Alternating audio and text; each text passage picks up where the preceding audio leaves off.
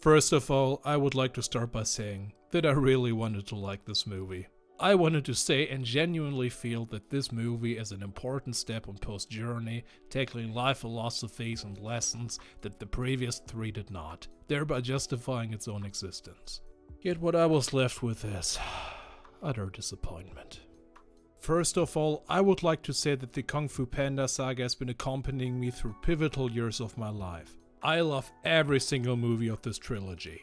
The comedy, the action, the breathtaking soundtracks of John Pole and Hans Zimmer, the Eastern culture, the philosophy and lessons behind growing as a person, everything. I even remember how hyped I was when Kung Fu Panda 3 came out during my high school years, and how much its themes and characters resonated with me on a personal level. Yeah, you heard me right, I actually do not dislike the third movie. I'm pretty biased here, so you can take this with a grain of salt. But I think it was as important as the other two movies. After all, it actually progressed the journey of Poe, urging him to become a teacher after he already became a capable dragon warrior. Sure, Kung Fu Panda 2 might objectively be the best one of the three. Kung Fu Panda 1 also probably is a stronger movie. But the third installment, despite what most other people say, is a beautiful movie to me.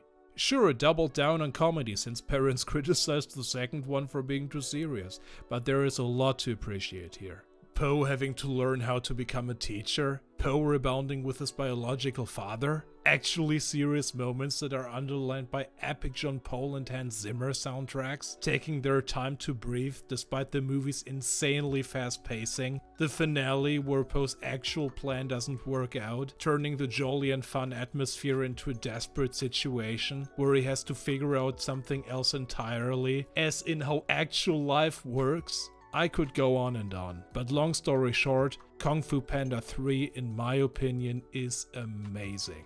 And since it ends with Oogway appointing Poe as his successor, it does make sense that a follow-up movie would be about Poe becoming the next spiritual leader of the Valley of Peace, as the trailer also told us. Heck, the trailer even showed Poe incorporating the staff that Oogway gave him into his fighting style. For the most part, nothing here looked or sounded like stagnation or repetition, but like a natural progression of the story. But oh boy, was I in for a treat.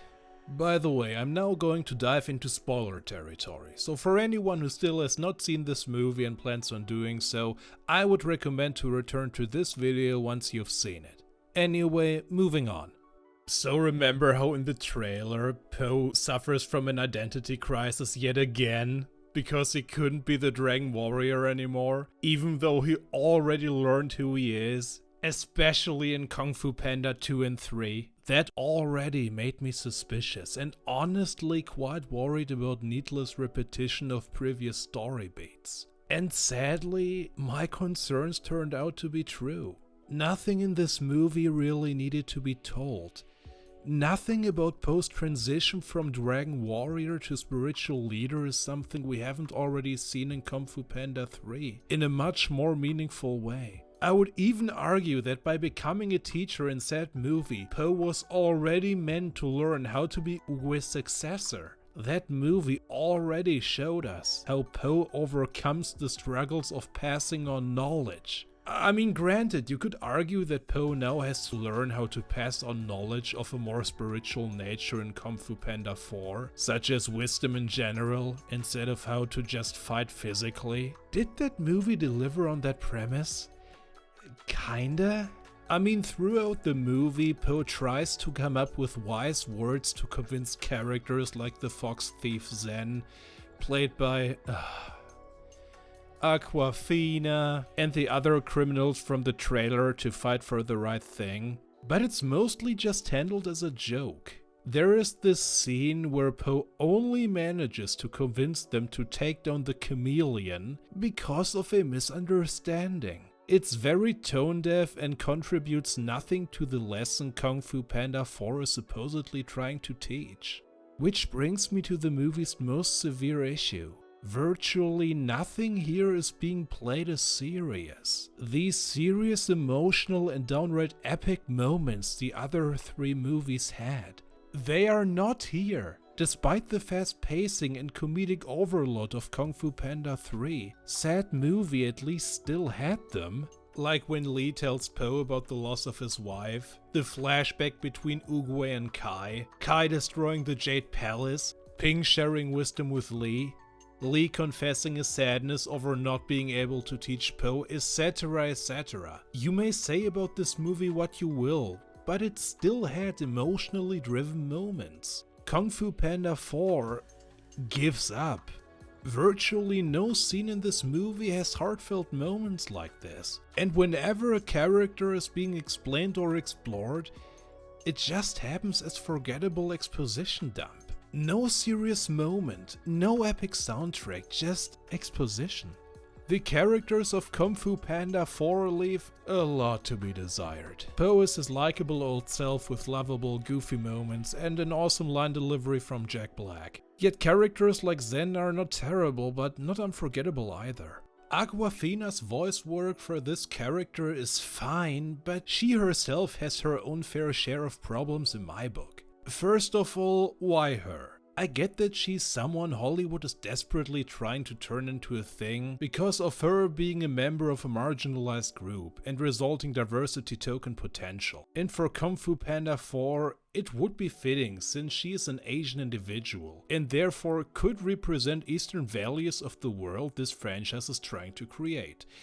In theory. Actors like James Hong for Mr. Ping not only have this certain foreign accent that makes their performance lovable, you can thoroughly hear emotion, passion, and charisma in every single line they deliver. All in all, James Hong gives off this perfect Eastern vibe, if that makes sense, complemented by his talent and overall jolly nature. He is in touch with his culture since his upbringing as the son of Chinese immigrants provided to that a great deal. He therefore adds an exceptional value to the Kung Fu Panda franchise as a whole. Awkwafina, however, does not.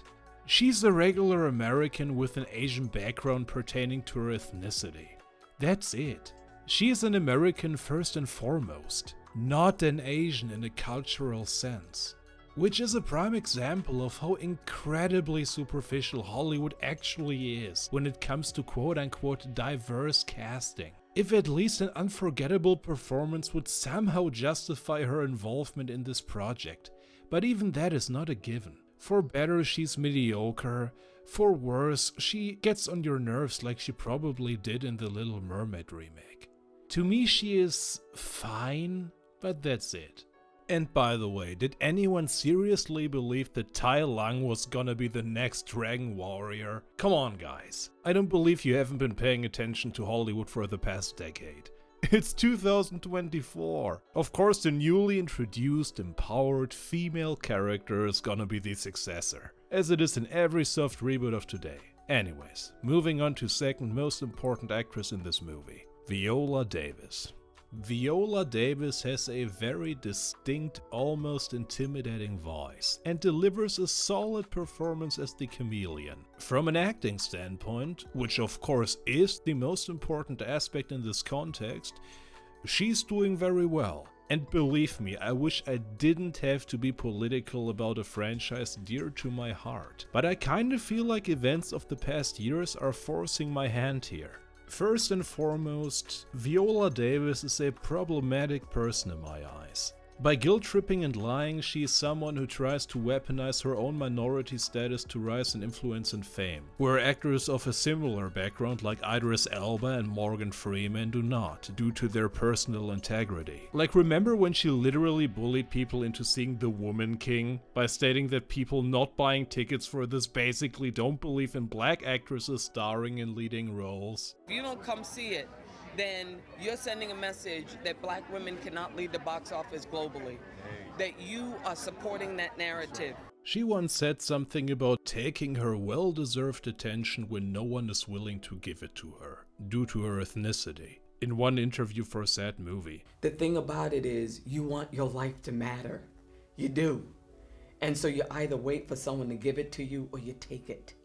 which just proves all the more that she was completely willing to dance on the graves of African slaves for her own ego. Since this movie depicts real-life slave traders as empowering heroes, she basically has no idea of her African roots and didn't have to go through the same hardships as them either, yet really loves to profit off of it. Which, ironically enough, fits the chameleon perfectly, since she victimizes herself in this movie and steals the identity of others to rise in power. In my headcanon, the producers intentionally did something there. It's depressing to me that after Ian McShane, Gary Oldman and J.K. Simmons, they got someone who most likely serves as just another diversity token for ESG and DEI sponsorships and public approval. Someone who also supports a quite toxic and dividing narrative, and even clearly stated that she's not fond of escapism, something Kung Fu Panda literally is, despite its lessons and philosophies. It just leaves a very bad taste in my mouth, and makes me lose a good chunk of trust in the studio, but that's just me. The chameleon herself is quite two-dimensional. The most basic villain of the saga by a long shot. Many people argue that Kai has no real depth to his character, but at least Kung Fu Panda 3 still had brief moments, showing his vulnerability, and even grief over the loss of Oogway as his close friend, thinking that he made everyone forget about him. The pacing of that movie was fast, but at least the writers still bother to put these kinds of moments in for the villain, to give him a certain depth. The chameleon has none of these scenes. Thus, she does not have the same depth the previous Kung Fu Panda villains had. Speaking of recurring villain characters, Tai Lung has only like 3 minutes of screen time. Once again with awesome line delivery from Ian McShane.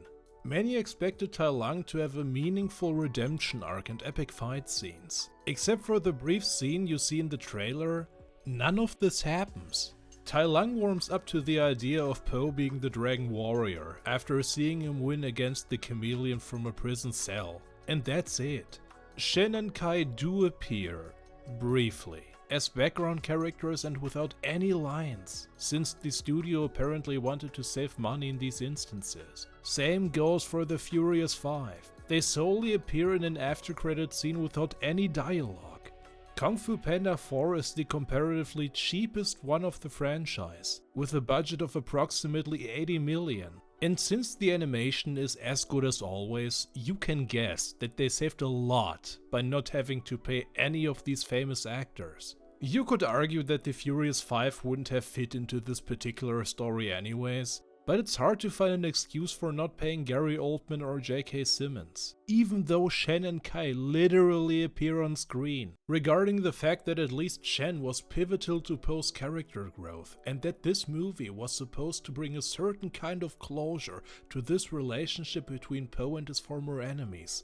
All of this feels like a very greedy and cheap move in favor of profit, which they knew they wouldn't have to worry about in the first place due to Kung Fu Panda's insane brand recognition and popular status. Since they were baiting the fanbase with announcing their return, it comes off as quite disrespectful towards the very people who have made the franchise into what it is today, with its never-ending support and compassion. The promo material and announcements suggested that Kung Fu Panda 4 was going to be about Po having to face his previous enemies. But it all turned out to be cheap fanbait, amounting to 2 brief scenes with the chameleon turning into Shen and Kai, right before she turns into villains we have never seen or heard of before. Also, just imagine the potential serious and even funny banter between Tai Lung, Shen and Kai as 3 individuals in this taste of Po would have had. It just adds to the wasted potential the premise of this movie actually had. Ping and Lee have a side quest in this movie where they go on a journey to save Po, and I honestly love the interactions between them in this. They have a lot in common since they are both Po's parents and thus care a great deal about his safety, something over which they bond as friends. And honestly, their scenes are the most fun of the entire movie, to me at least. My only problem with this is that they pull off this running joke about Lee being a coward who can't fight. I'm sorry, but are we supposed to ignore the fact that Lee literally fought wolves with his hammer to protect his own son? Or that he literally learned Kung Fu in the last movie? It is funny in its execution, but from a canon standpoint it makes absolutely no sense whatsoever. All in all, Kung Fu Panda 4 is a disappointment in my eyes. It has some good humor once in a while, yet lacks any meaningful drama underlined by amazing soundtracks, which makes it forgettable. It is a passable comedy movie for kids, yet a far cry from what Kung Fu Panda used to be about. Kung Fu Panda used to be a coming-of-age story, with every installment complementing what came before. It had compelling villains, heroes, drama, hardships, serious moments, and most of all, life philosophies about growth. Kung Fu Panda 4 tries to replicate said things, yet does so far too poorly to be considered a worthwhile experience. Which is why my enthusiasm for the next planned movies is not really there. The heart is missing, and without the previous movies' writers in combination with the zeitgeist of today, will probably remain missing for good. Anyways guys, thank you so much for watching, and please leave a like and or subscribe to the channel if you want to see more videos like this one. Have a nice day.